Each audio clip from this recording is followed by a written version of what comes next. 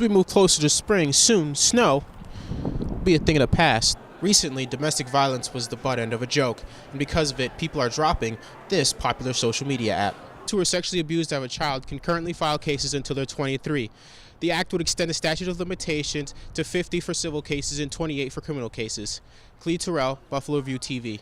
With 47% of millennials having some form of ink compared to 13% of baby boomers, tattoos are becoming more and more common, especially in the workplace.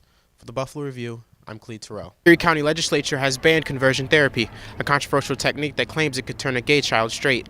Damian Mordecai, Executive Director of the Pride Center of Western New York, gives some expert insight on the recently banned treatments. So conversion therapy is, there are different approaches to it, but in the most basic form it is to attempt to change a person's sexual orientation. This is done through different types of therapies, none of which have been supported by any credible psychologists or anyone. Erie County Legislator Patrick Burke has been publicly speaking out against the unusual techniques and led the push for the program to be banned, which he saw pass unanimously. Some people were surprised that there was a push for this because for some people this wasn't a problem. It wasn't happening.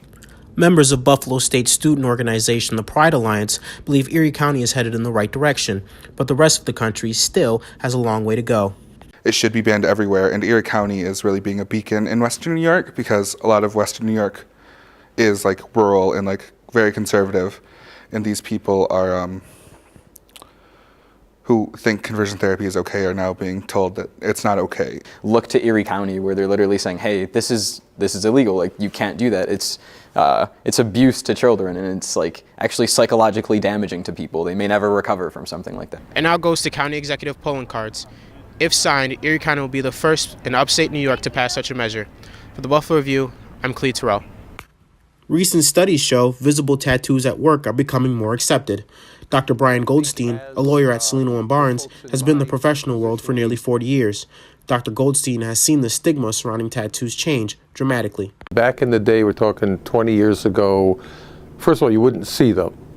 And if you did, there was an automatic presumption that the person was either unreliable or, not a team player. I mean, there was just the stigma that you would expect from tattoos back in the day. Dr. Goldstein believes having tattoos visible in the workplace is not as frowned upon as it used to be. That being said, if the person is otherwise, qualified and a very, very good candidate, they often will have them covered or cover them in the workplace. With nearly 38% of young people under the age of 29 with tattoos, they are more popular now than they've ever been. I don't feel like they should be forbidden from the workplace. I feel like it should be a personal choice, honestly. And obviously people are going to judge you. And if they do judge you, obviously that's at your discretion. Marcus Mancini is a tattooer at Divine Machine. Mancini has personally tattooed people from all kinds of different professions. I've tattooed lawyers, doctors, nurses, teachers, police officers, really everybody. I don't think there's a type of person that doesn't get tattooed. Advocates in Western New York are pushing lawmakers to pass the Child Victims Act, a law that would extend the statute of limitations for children who are sexually assaulted.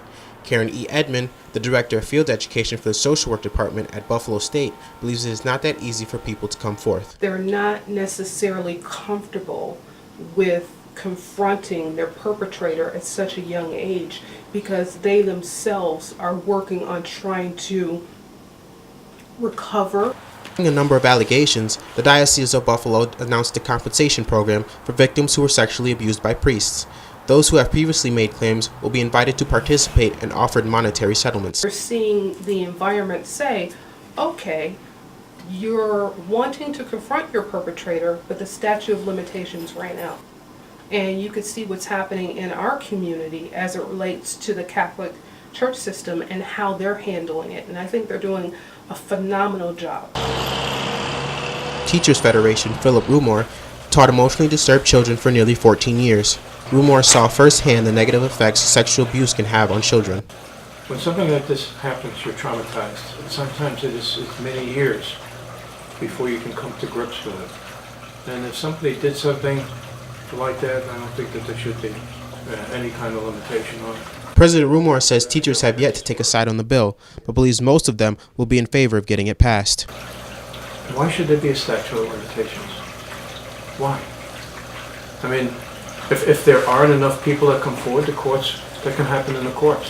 Why should there be an automatic, say, you can't do it beyond this amount of time? Doesn't make any sense to me.